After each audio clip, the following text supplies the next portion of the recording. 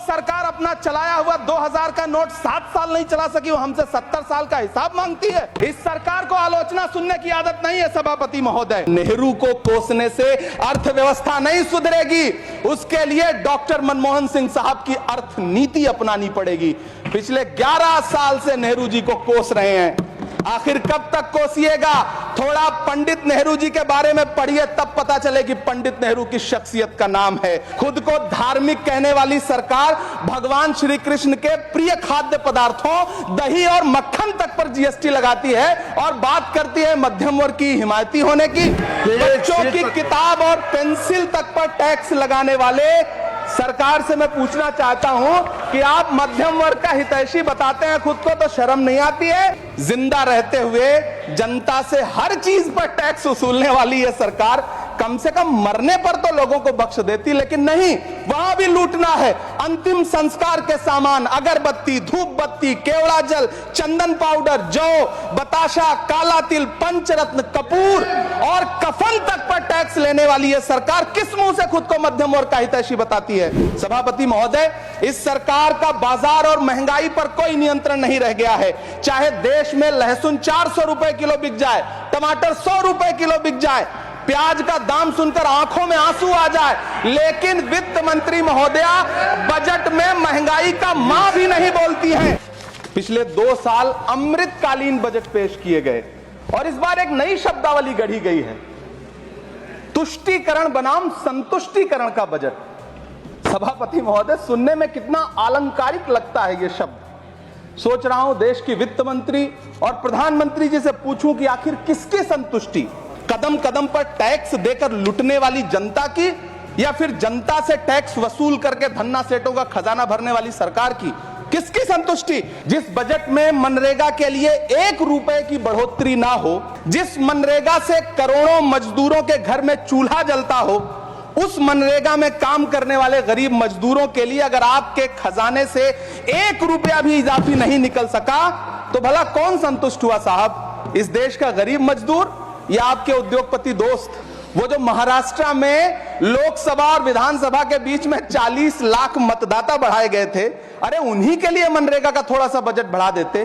क्या उसमें मनरेगा का एक भी मजदूर नहीं था 40 लाख लोगों में? सारे के सारे 12 लाख की छूट वाले से आगे के लोग थे।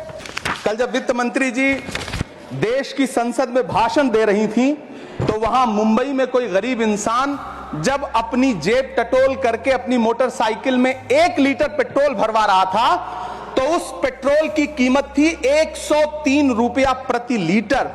आखिर इतना महंगा पेट्रोल डीजल खरीद के कौन संतुष्ट हो रहा है? इस देश के गरीब लोग या फिर सरकार के चहेते धन्ना सेठ? वित्त मंत्री जी इस बजट को मध्यम वर्ग को संतुष्ट करने वाला बजट बता रही हैं। अरे मैडम, हम आप यहां पर बैठे रहते हैं और वहां बाहर इसी दिल्ली में 1 लीटर दूध, चाहे वो अमूल का हो या फिर मदर डेयरी का हो, उसकी कीमत 73 रुपए लीटर है। इतना महंगा बेच करके कौन संतुष्ट हो रहा है?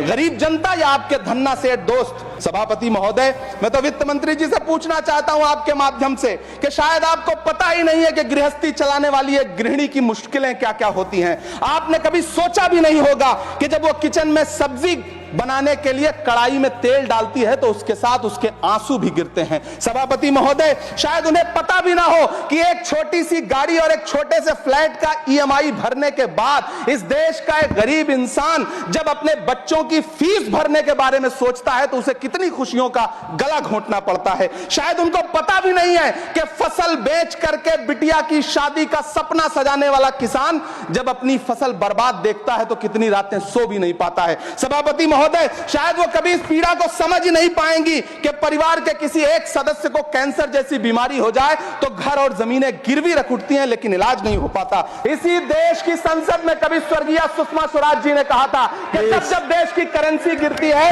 तब देश की प्रतिष्ठा गिरती है। एक तरफ कोलंबिया जैसा छोटा सा देश और उसके प्रधानमंत्री गुस्तावो पेत्रो खड़े हैं जो कोलंबिया के नागरिकों को हथकड़ी लगाकर लाने वाले जहाज को अमेरिका बैरंग वापस लौटा दे रहे हैं, और दूसरी तरफ हमारे प्रधानमंत्री जी खड़े हैं जो बेड़ी और हथकड़ी लगा करके लाए गए बेटों के अपमान पर एक शब्द नहीं बोल रहे। सभापति महोदय, मैं इतिहास के पन्ने पलट रहा हूं, मुझे 2 किरदार याद आ रहे हैं। एक तरफ निक्सन के 7वें बेड़े की धमकियों के सामने लोहे की तरह अडिग इंदिरा गांधी खड़ी हैं, तो दूसरी तरफ खुद ही नमस्ते ट्रंप का नारा लगाते हुए प्रधानमंत्री जी खड़े हैं। मेरे कानों में सुषमा स्वराज जी की आवाज गूंज रही है।